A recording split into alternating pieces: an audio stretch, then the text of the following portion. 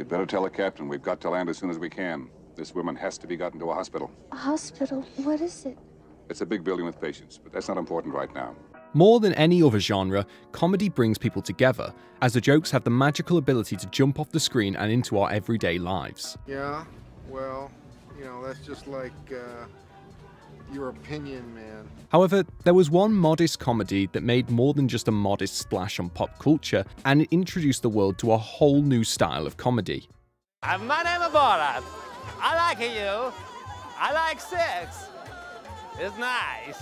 With its off-the-wall sense of humor and countless quotable lines, the movie was immediately successful, even getting nominated for Best Screenplay at the Academy Awards. However, that is where things get interesting, as the movie's screenplay was essentially non-existent, instead relying completely on improvisation. We'll call it 85. No, we can call it 117.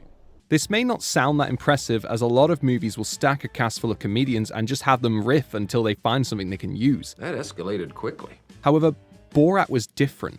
His dedication to his characters is part of what makes the pranks found in his Borat movies, Bruno, and his TV show, Who is America, so memorable. This should be arming the children. With the exception of a few people who were in on the joke, every other person in these movies were not. I'm done. We're finished. We have to leave. Sacha Baron Cohen wanted to extend the type of prank interviews that he did on the Ali G show into a full-length film. However, it isn't enough to scrap together a bunch of loose footage, they needed to develop a plot and character. We realised that no matter how hilarious the material is, people will get tired, and you need some stakes and some kind of why is he doing it? Then people don't mind, as long as there's a reason for him to be doing these things. So the two of them began developing an idea, some sort of loose reasoning for Borat to come to the States. However, they quickly learned that it was best not to plan the story too far out. I remember shooting the first Borat movie, and after the first scene, it was like this moment of realization where these are real people who are moving the story forward. They don't know they're in a movie. They don't know that the things they say are going to change these fake characters' lives. But they are real people who are changing the story. Sacha Baron Cohen liked this so much, in fact, that he uprooted his life and spent an entire year and a half on the road. With only that rough idea and a limited budget, they set out to make a movie that could sum up all the different facets of America. Greatest country in the world. For most people, awkward conversations and confrontations are enough to make their skin crawl. But for Cohen and co., they were something to be sought out. What do you do? I have spent years in construction. I'm recently retired. You are retired.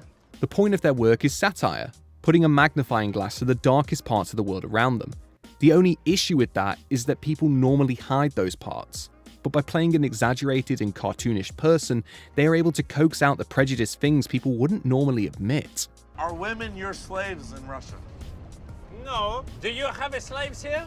We No wish. slaves. No We slaves. wish. Sometimes this would end up making that person look good. Look, there is a woman in a car. Can we follow her and maybe make a sexy time with her? Let's get her. Why not? Because a woman has a right to choose who she has sex with.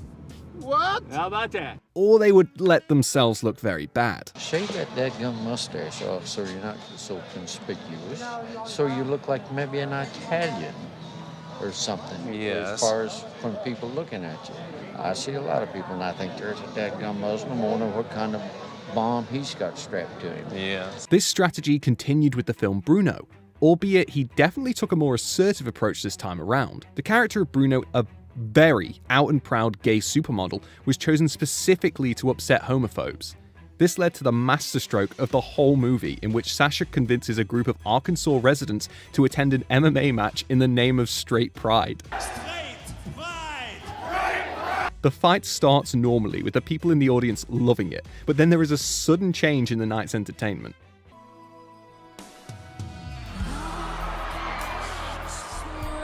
The two actors continue into a very tender display that we unfortunately cannot show here, so instead we will just let the audience fill you in on what happened.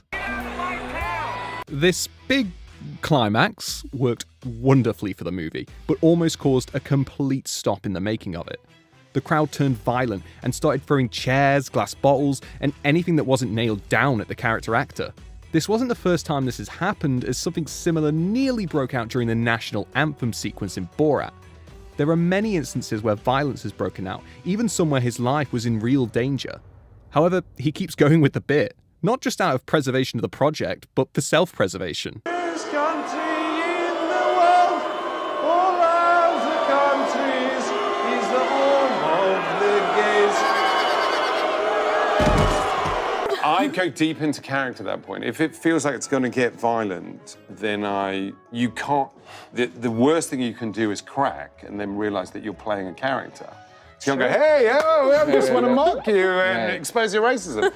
Then you're really in trouble. This dedication didn't just give him issues with the public, it also caused several run-ins with the police. After the boxing scene in Bruno, police brought in the entire production crew for inciting a riot. However, by this time, everyone knew the drill and how to handle the situation. This wasn't the case with the first film, as they often found themselves in legal trouble. Over the course of the year and a half it took to shoot Borat, the police were called on them 92 times. Some of the crew had to spend a night or two in prison at different points. However, that pales in comparison to the trouble they almost found themselves in, as the FBI themselves began tailing the production team not long after. Numerous people had been calling into the agency concerned about a vaguely Middle Eastern man with a bear traveling across the country in an ice cream truck. There were a couple of times where agents would show up at the hotel where everyone was staying. Every time they did, Sacha would be instructed to hide or leave the premises before questioning. He was not a US citizen, and so any trouble he got into would lead to an immediate termination of his work visa and would cause him to get sent back to London. To prevent this from happening, they had a lawyer on retainer for the entire time they were shooting. There did prove to be a long period until the next project, however. Sacha Baron Cohen ran into an issue after the release of Bruno that put an indefinite pause on making another movie in this format. He had become too much of a great success. The first Borat film came out in 2006, and Bruno followed not long after in 2009. Sacha had ideas to follow up on these, but no matter what character he dressed as, he would be immediately spotted. That is the issue of interacting with the public. You can't control what movies they have seen. With no feasible solution, he had to hang up the mustache and focus on fiction work. It wasn't until he created the show Who is America in 2017 that he was able to return to the genre. Using heavy facial prosthetics, he created a variety of characters to interview people on both sides of the political spectrum. So I would like you to help me do instructional video for 3-year-olds. Okay, like this. Just remember to point Puppy Pistol's mouth right at the middle of the bad man. This convinced Sacha Baron Cohen that enough time had passed where he could make it work. And with that, I go to America! In order for the film to be done, it had to be made in complete and utter secrecy. From late 2019 to mid-2020, Sacha Baron Cohen is going and filming scenes for this subsequent sequel film. This was all done without anyone being the wiser. They achieved this by having Borat require a disguise for large parts of the movie, as well as partially shifting the focus to his daughter, Tutar. By having the father-daughter relationship being integral to the story, the movie develops a whole new layer of sincerity. While this is due in large part to Maria Bakalova's fantastic performance, most of it comes from the people she had the good fortune of coming across. No. You are a man. No. Dressed like a woman. Janice Jones was a professional babysitter who took Maria's character in, fully believing that she was a teenage girl about to be married off to a much, much older man. I'll relax you, okay? Yes. However, rather than being a bystander, she took the opportunity to make sure that was what she wanted to do. You got a big brain up there, so use it. Just think, because I don't think you need to change. I will think about it. Hey, that's all I want. That's all I want. I want you to think about it. This moment was a complete surprise, not only to Maria, but for all the people behind the scenes. Not wanting such a scene like this to go to waste, they completely rewrote the Tutar character to make her have a change of heart. They also had Borat come back to her several months later when they needed to come up with a reason for his character to develop. You're giving a little girl to an old man. That should make your chest hurt. Fans of the movie fell in love with Janice, and when news got out that she actually lost her job as a result of the pandemic, a GoFundMe campaign was quickly raised. When Sacha Baron Cohen heard of this, he matched the money raised, and together $300,000 was raised to make sure she would be okay. Which of course, she donated almost all of it back into her community. Another person who shocked everyone was Judith Dim Evans. There is a scene where staunch anti-Semite Borat goes into a synagogue dressed as his idea of a Jewish person. It is here he meets Evans for an interview while in costume. However, she did not hesitate for a second. Can I give you a hug? Don't kill me. She then goes into explaining how silly all the things he was saying were. She then opened up about her own real-world experience as a Holocaust survivor. It is a scene that there was no way to predict it would happen, and yet it is hard to imagine a movie working the same without it.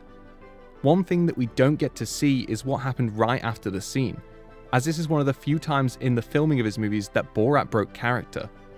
Not only being raised Jewish himself, Sacha Baron Cohen was also very close to his grandma, who was also a Holocaust survivor. After the interview, he took off the costume to assure that he didn't mean the things he was saying and explained why he was playing the character. It is a rarity for Cohen to break character if he can help it, even during prolonged scenes. There are some things they did to keep the movie lively.